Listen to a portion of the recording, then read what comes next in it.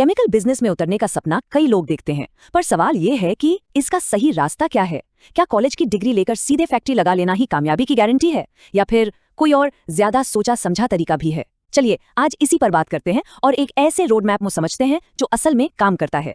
अक्सर यही देखने में आता है ना, एक आम धारणा है कि केमिकल बिजनेस मतलब एक बड़ी सी छलांग, कॉलेज से निकले और सीधा अपनी फैक्ट्री।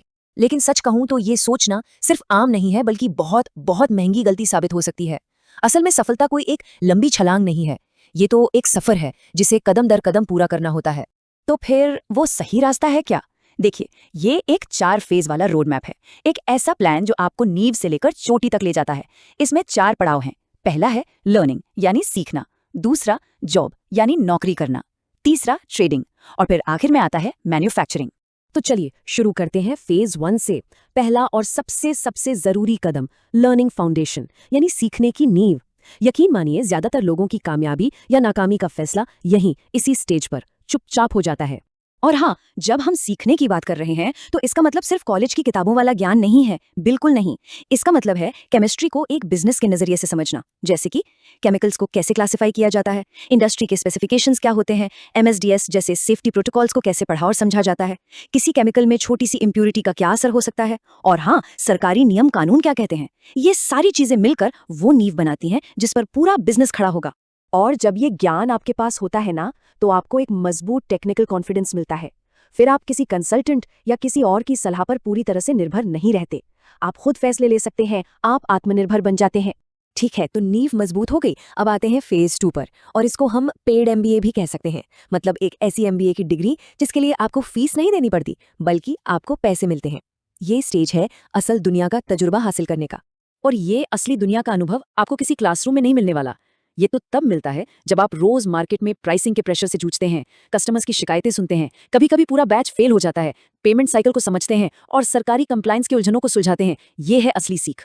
इसीलिए एक बहुत मशहूर कहावत है कि केमिकल इंडस्ट्री में नौकरी एक पेड एमबीए की तरह है। सोचिए, आप सीखने के साथ साथ कमा भी रहे हैं। इससे बेहतर क्या हो सकता है? इस पेड एमबीए का सबसे बड़ा और शायद कड़वा सबक पता है क्या है? वो ये है कि केमिकल्स सिर्फ इसलिए नहीं बिकते कि उनका फॉर्मूला अच्छा है। नहीं, केमिकल्स बिकते हैं भरोसे पर। वो भरोसा जो बाजार को आप पर होता है। तो पहले सीखा, फिर नौकरी में तजुर्बा लिया। अब हमारा रोड मैप हमें अपने तीसरे पड़ाव पर लेकर आता है, जो है ट्रेडिंग। चलिए अब फेज 3 को समझते हैं, ट्रेडिंग का मैदान। इसे बिजनेस की दुनिया में कदम रखने का सबसे सेफ, सबसे कम जोखिम वाला एंट्री पॉइंट माना जाता है। और इन दोनों के बीच जोखिम का फर्क जमीन आसमान का है। एक तरफ है ट्रेडिंग, जहां आप कम लागत में मार्केट की नब्ज पकड़ते हैं, कैश फ्लो को समझते हैं, और दूसरी तरफ है सीधे मैन्युफैक्चरिंग में कूदना, जो एक बहुत बड़ा जुआ है। इसमें भारी भरकम इन्वेस्टमेंट भी है, स्टेबल डिमांड की जरूरत है, और कंप्लायंस का बोझ तो है ही।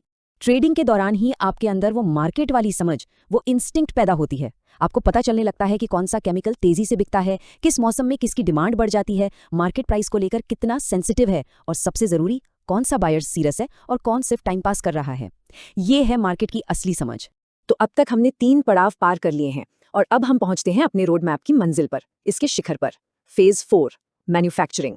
ये है मैन्युफैक्चरिंग का शिखर, और इस बात पर ध्यान देना बहुत जरूरी है कि ये सफर का आखिरी सबसे स्ट्रेटेजिक कदम है, पहला नहीं। देखिए, लोग सोचते हैं मैन्युफैक्चरिंग का मतलब है बड़े बड़े रिएक्टर्स और मशीनें लगाना, पर असलियत इससे कहीं ज्यादा बड़ी है। मैन्युफैक्चरिंग का असली मतलब है कंप्लायंस, सेफ्टी और पैसों का सही मैनेजमेंट। और यहीं पर इस रास्ते से आने का फायदा साफ साफ दिखता है। जो ट्रेडर अब मैन्युफैक्चरर बना है, उसे अच्छी तरह पता है कि कौन सा प्रोडक्ट किस क्वालिटी का और किस दाम पर बाजार में बिकेगा। वो कोई अंधेरे में तीर नहीं चला रहा। दूसरी तरफ वो इंसान है जो सीधे मैन्युफैक्चरिंग में आया है, और वो अक्सर ऐसी चीज बनाने में पैसा लगा देता है जिसकी मार्केट में कोई स्टेबल डिमांड ही नहीं होती। जाहिर है, ये जो सोचा समझा तजुर्बे से निकला रास्ता है, ये बिजनेस के टिके रहने के चांस को कई गुना, जी हाँ कई गुना बढ़ा देता है। तो सवाल ये है कि आखिर ये रोड मैप इतना कारगर क्यों है? चलिए इसके पीछे के फॉर्मूले को समझते हैं। इसे क्यूम्युलेटिव फॉर्मूला कहा जा सकता है, और इसका सबसे बड़ा सबक ये है कि केमिकल इंडस्ट्री में कामयाबी शॉर्टकट से नहीं मिलती, ये क्यूम्युलेटिव होती है। यानी हर अगला कदम पिछले कदम के तजुर्बे पर खड़ा होता है। एक बात हमेशा याद रखिएगा, बिजनेस की दुनिया में कामयाबी सिर्फ केमिस्ट्री के फॉर्मूलों से तय नहीं होती।